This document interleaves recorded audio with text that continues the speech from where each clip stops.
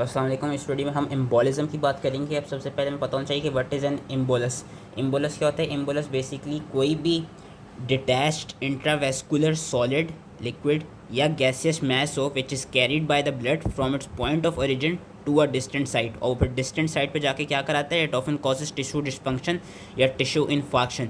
और यूजली ये देखा जाता है कि जो थ्रोम्बस होता है, थ्रोम्बस ही आपका डिसलॉज होकर कहीं पे भी जाके क्या कहते हैं, एम्बोलिज्म कराते हैं। तो इस तरह की अगर जो भी डिसलॉज थ्रोम्बस होता है उसको हम कहते हैं थ्रोम्बो एम्बोलिज्म। जब भी थ्रोम्बस करा रहे हो, थ्रोम्बस के अलावा कौन कौन सी चीज़ें एम्बोलिज्म करा सकती हैं? Fat droplets, nitrogen bubbles, atherosclerotic debris जिसमें कोलेस्ट्रॉल एम्बोला आ जाता है, ट्यूमर के फ्रेगमेंट्स, बोन मैरो या इवन फॉरेन बॉडीज़ आपका एम्बोलिज्म करा सकती हैं। अब सबसे पहले हम बात करते हैं पल्मोनरी एम्बोलिज्म की। पल्मोनरी एम्बोलिज्म की हमने पिछली वीडियो में भी थोड़ी बात की थी कि जो डीप वेनस थ्रोम्बोसिस है, डीप वेनस थ्रोम्बोसिस आपको पल्मोनरी एम्बोलिज्म कराते हैं। वहीं से डीप वेनस थ्रोम्बोसिस से ही ओरिजिनेट होता है, और वो डीप वेनस थ्रोम्बोसिस जो यूजली लेग में होता है, क्योंकि उससे होता क्या है कि जो लेग में डीप वेनस थ्रोम्बोसिस होता है, अब वो जो फ्रेगमेंट्स होते हैं कुछ थ्रोम्बाई के, वो क्या कराते हैं, वो वहाँ डीप में जहाँ पे भी थ्रोम्बोस हुआ होगा जो डीप वेन्स में, वहाँ से वो कैरिड होके जाते हैं प्रोग्रेसिवली लार्जर वेन्स में, जो आपके इन्फीरियर वेना कैवा हो गई। इन्फीरियर वेना कैवा से वो फिर जाते हैं right side of the heart, और राइट साइड ऑफ हार्ट से वो फिर जाते हैं किधर? आपकी पल्मोनरी आर्टरी में। और चूँकि हमें पता है राइट साइड से लंग्स की तरफ जाता है, तो जो मेन पल्मोनरी आर्टरियल वेस्कुलर होता है वहाँ जाता है। फिर वहाँ पे जाके वो क्या करा सकता है? या तो मेन पल्मोनरी आर्टरी को ऑक्लूड कर सकता है, या तो पल्मोनरी आर्टरी की जो बाइफिकेशन होती है उसको स्ट्रेडल कर सकता है, जिसको हम सैडल एम्बोलिस कहते हैं। या क्या कर सकते हैं? वो जो स्मॉलर ब्रांचिंग आर्टरीज होती हैं वहाँ पर जाके पास आउट कर सकते हैं। और जो भी वीनस एम्बोला, अच्छा एक और कंडीशन होती है जिसको हम कहते हैं पैराडॉक्सिकल एम्बोलिज्म। ये बहुत रेयर होती है, लेकिन इसमें क्या होता है कि जो वीनस एम्बोलिज्म होते हैं वो जब हार्ट में जाते हैं, तो हार्ट में अगर कोई इंटर एट्रियल या इंटरवेंट्रिकुलर डिफेक्ट हुआ हो, तो वहाँ से वो इंटर एट्रियल इंटरवेंट्रिकुलर डिफेक्ट के थ्रू वो जा सकते हैं सिस्टेमिक आर्टीरियल सर्कुलेशन में। इस तरह के हम एम्बोलिज्म को कहते हैं पैराडॉक्सिकल एम्बोलिज्म। जो पल्मोनरी एम्बोलिज्म है, पल्मोनरी एम्बोलिज्म को याद रखना है कि जितने भी पल्मोनरी एम्बोलिज्म होते हैं मोस्टली अबाउट 60 to 80% वो क्लिनिकली साइलेंट होते हैं। वो क्लिनिकली साइलेंट होते हैं, और उससे होता है कि जब वो क्लिनिकली साइलेंट होते हैं तो वो आहिस्ता आहिस्ता करते हैं कि आपकी जो पल्मोनरी की जो वेस्कुलर वॉल है उसी में ही जाके इनकॉर्पोरेट कर जाते हैं। और ये याद रखना है, अगर ऐसा हो कि जो पल्मोनरी एम्बोलिज्म है वो मोर देन 60% उसको पल्मोनरी आर्टरी को वो कर दे, ऑब्स्ट्रक्ट कर दे, तो उसकी वजह से क्या हो सकता है? सडन डेथ हो सकती है, एक्यूट राइट हार्ट फेलियर हो सकता है जिसको कॉर पल्मोनरी कहते हैं, या कार्डियोवैस्कुलर कोलैप्स हो सकता है। एम्बोलिक जो ऑब्स्ट्रक्शन होती है मीडियम साइज आर्टरीज की, उसकी वजह से क्या होती है? वेस्कुलर रप्चर होता है, और जब वेस्कुलर रप्चर होता है it can result in pulmonary haemorrhage. याद रखना है कि कभी भी एम्बोलिज्म जो है वो नहीं कराएगा।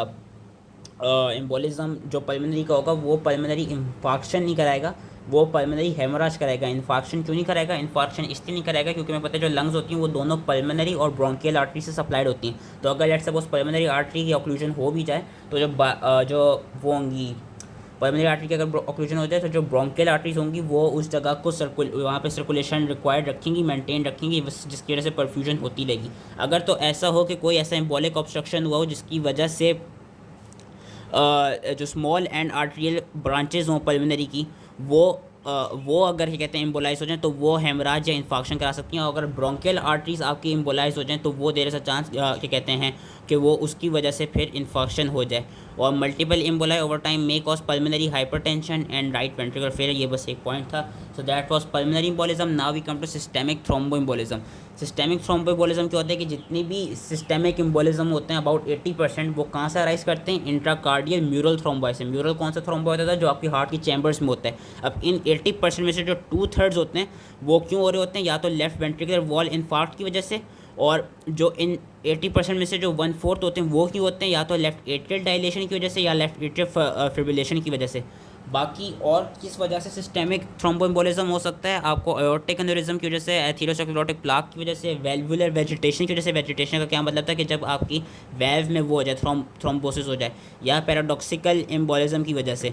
और याद रखना है कि जो आर्टीरियल एम्बोलाई होगा ना, it can travel to wide variety of sites. वो कहीं पे भी जा सकता है, वो कहीं पे जाके भी डिसलॉज कर सकता है। आपका जो वीनस थ्रोम्बॉय होता है, वो हमने पढ़े वीनस थ्रोम्बॉय यूजली लंग्स में जाके डिसलॉज करते हैं, लेकिन जो आर्टिरियल थ्रोम्बॉय होता है वो usually about 75% of the times lower extremities में जाकर डिसलॉज करता है। लेकिन वो क्या कहते हैं ब्रेन में भी डिसलॉज कर सकता है, इंटेस्टाइन्स में भी कर सकता है, किडनी, स्प्लीन या अपर एक्सट्रीमिटीज़ में भी कर सकता है। और जब भी आर्टीरियल एम्बोलिज्म होगा तो उसका जो टिश्यू आउटकम होगा वो उसका जो आउटकम होगा वो will be tissue infarction. Next we come to fat embolism.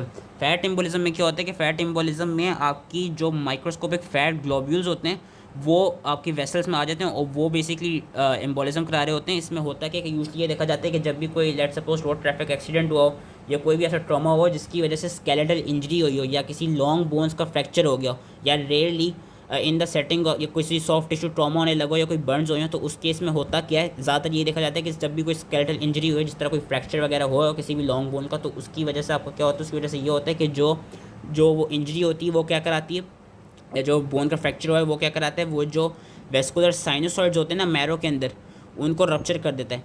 उसके रप्चर करने से होता है क्या, जो बोन मैरो होती है और जो एडिपोस टिश्यू होता है वो हर्निएट कर जाता है आपका वेस्कुलर स्पेस में और फिर वो क्या करता है, वो लंग में जाकर ट्रैवल कर लेता है। एंड जिन पेशेंट्स को फैट एम्बोलाई के सिम्टम्स आने लग जाते हैं उनको हम एक कंडीशन से एसोसिएट करते हैं जिसको हम कहते हैं फैट एम्बोलिज्म सिंड्रोम। और उसके क्या कैरेक्टरिस्टिक्स होते हैं, उसमें पल्मोनरी इंसफिशिएंसी देखी जाती है, न्यूरोलॉजिक सिम्टम्स देखे जाते हैं, एनीमिया देखा जाता है और थ्रोम्बोसाइटोपिनिया देखा जाता है।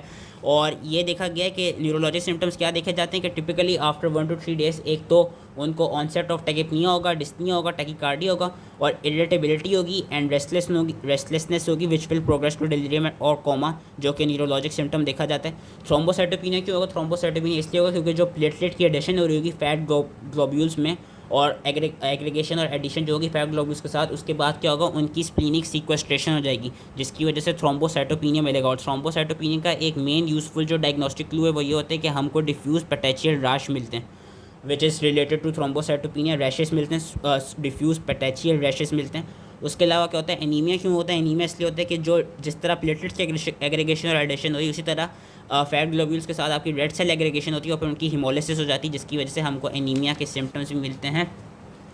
और ये क्या है कि जो फैट माइक्रो एम्बोला है it is associated with red cell and platelet aggregates, जो कि मैंने अभी कहा, which can occlude the pulmonary and cerebral microvasculature. और साथ में क्या होता है कि release of free fatty acids from the fat globules exacerbates यानी और ख़राब कर देते हैं the situation by causing local toxic injury to endothelium and platelet activation and granulocyte recruitment. उसके बाद हम आ जाते हैं एयर एम्बोलिज्म में। अब एयर एम्बोलिज्म में क्या होता है कि एयर एम्बोलिज्म में बेसिकली जो गैस बबल्स होते हैं वो आपस में जाके आपकी सर्कुलेशन में आ जाते हैं और वो आपस में कोलिज कर जाते हैं, मतलब आपस में जाके वो एक तरफ से जुड़ जाते हैं। जुड़ने से होता क्या है कि they form frothy masses which obstruct vascular flow and cause distal ischemic injury. और एयर एम्बोलिज्म होता क्यों है, ये यूजली जब देखा जाता है जब भी आपका जो वेस्कुलेचर है उसका आउटसाइड एयर के साथ कोई कम्युनिकेशन हो, उसकी वजह से एयर एम्बोलिज्म होता है कि इसमें बेसिकली जो एयर होती है वो अपने नेगेटिव प्रेशर की या नेगेटिव प्रेशर ग्रेडिंग की वजह से जो एयर होती है वो आपके वेस्कुलेचर के अंदर सक इन हो जाती है। कौन कौन सी कंडीशंस भी होती हैं, उन्होंने डिफरेंट कंडीशंस दी हुई हैं और क्या कहते हैं, कुछ को मैंने हाईलाइट भी कर लिया था। जिस तरह मैकेनिकल वेंटिलेशन में भी देखा जाता है आपकी एयर वेस्कुलेचर के अंदर आ सकती है, ऑब्स्ट्रैक्ट्रिक या लेप्रोस्कोपिक प्रोसीजर्स में भी देखा जा सकता है, या चेस्ट वॉल इंजरी में भी ऐसा हो सकता है कि जो आपकी एयर है वो आपकी वेस्कुलेचर में आ जाए। कि याद रखना, जब एयर मोर देन 100 मिलीलीटर होगी, यानी जब about 300 to 500 millilitre of air at 100 millilitre per second आपकी वेस्कुलेचर के अंदर आ जाए तो it can become fatal and it can also cause pulmonary, it can also क्या कहते हैं कॉज वो इट कैन बेसिकली जो क्या कॉज करा सकती है वो अफेक्ट्स अपने नेगेटिव इफेक्ट्स एक तरफ से कॉज करा सकती है जो कि पल्मोनरी सर्कुलेशन से रिलेटेड होंगे। कि large volume of air generally more than 100 millimetre is necessary to produce a clinical effect in the pulmonary circulation और introduction of 300 to 500 millilitre of air in the 100 millilitre per sec may be fatal. और क्या होता है, entry of air in the pulmonary vasculature does not merely block perfusion but micro emboli of air trapped in pulmonary capillaries. Basically जब ये pulmonary capillaries में आ जाएंगे, जो micro emboli होंगे गैस बबल्स के, ये क्या करा सकते हैं, ये करते क्या हैं, ये इंटेंस इन्फ्लेमेटरी रिस्पॉन्स को इंड्यूस करते हैं। जब इन्फ्लेमेटरी रिस्पॉन्स इंड्यूस होगा उससे क्या होगा, साइटोकाइंस की रिलीज होगी। जब साइटोकाइंस रिलीज होंगे तो उससे क्या हो सकता है, आपके एल्वेओलाई जो हैं वो इंजर हो सकते हैं।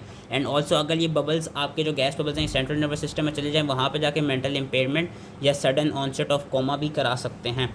फिर एक कंडीशन होती है जिसको हम कहते हैं डिकम्प्रेशन सिकनेस, जो कि यूजली स्कूबा डाइवर्स या डीप सी डाइवर्स में देखा जाता है। जो उनमें क्यों होता है डिकम्प्रेशन जो सिकनेस है वो बेसिकली होती क्यों है, वो बेसिकली होती हैं कि वो जब डीप सी डाइव करते हैं तो जब वो समंदर के नीचे चले जाते हैं डीप सी डाइव करके, अब वहाँ पे वो जो एयर ब्रीथ कर रहे होते हैं वो एट हाई प्रेशर होती है और वो एयर जो है वो हाई प्रेशर में जो ब्रीथ हो रही होगी उससे होगा क्या कि जो आपकी जो एयर होगी ना जिसमें यूजली नाइट्रोजन पार्टिकल ज़्यादा होंगे वो आके आपकी फिर ब्लड और टिश्यू के साथ जाके डिज़ोल्व कर जाएगी, एक सॉल्यूशन के फॉर्म में आ जाएगी। याद रखने कि जब भी आपकी डीप सी ब्रीदिंग कर रहा होगा तो वो जो हाई प्रेशर में जो भी बंदा जो भी डाइवर एयर को ब्रीथ कर रहा है, अब वो एयर क्या होगी, एक तो उसमें ज़्यादा से ज़्यादा नाइट्रोजन होगी, दूसरा वो सॉल्यूशन की फॉर्म में होगी।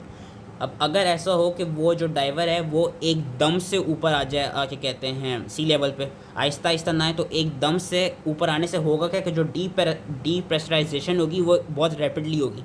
उसकी वजह से क्या होगा कि जो नाइट्रोजन सॉल्यूशन में ब्लड और टिश्यूज़ में डिज़ोल्व थी वो अब सॉल्यूशन से बाहर आ जाएगी और वो टिश्यूज़ और ब्लड में गैस बबल्स की फॉर्म में आ जाएगी। और होता क्या कि जब ये जो गैस बबल्स हैं अगर ये स्केलेटल मसल्स में या सपोर्टिंग टिश्यूज़ के अंदर प्रेजेंट हो जाए तो उसकी वजह से वो एक कंडीशन कराते हैं जिसको हम कहते हैं बैंड्स, कि बिल्कुल आपकी जॉइंट्स में और मसल्स में शदीद तरह का दर्द होता है इन गैस बबल्स के आने की वजह से।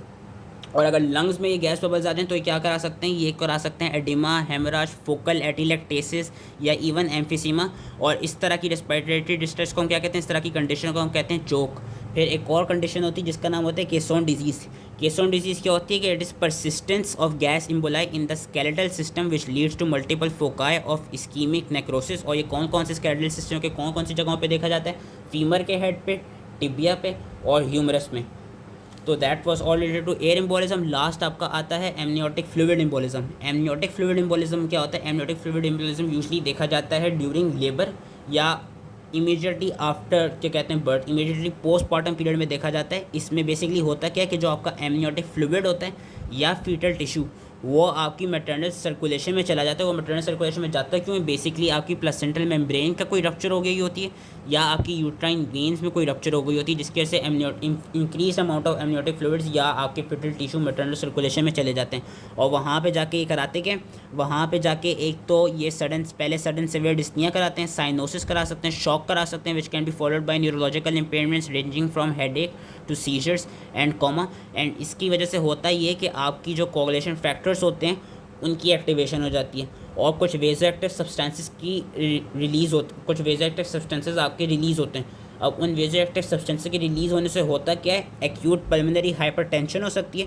राइट हार्ट फेलियर हो सकता है। और एक्यूट पल्मोनरी हाइपरटेंशन और राइट हार्ट फेलियर होने की वजह से क्या होगा, आपको हाइपोक्सिया हो जाएगा, लेफ्ट हार्ट फेलियर हो जाएगा, पल्मोनरी एडिमा हो जाएगा एंड डिफ्यूज एल्वियोलर डैमेज हो जाएगा। So that was all related to embolism. I hope easily समझ में आ गया हो एंड थैंक यू।